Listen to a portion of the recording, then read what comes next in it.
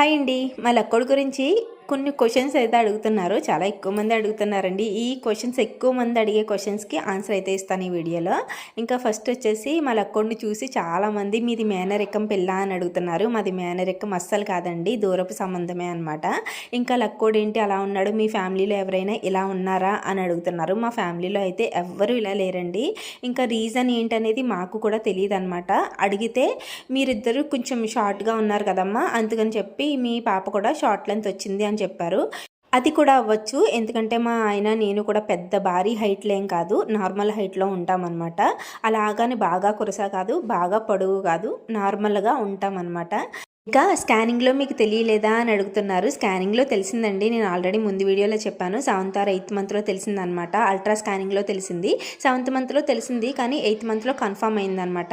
కానీ బేబీ హెల్తీగా ఉందని చెప్పారని చెప్పి మేమైతే ఉంచేసుకున్నాము.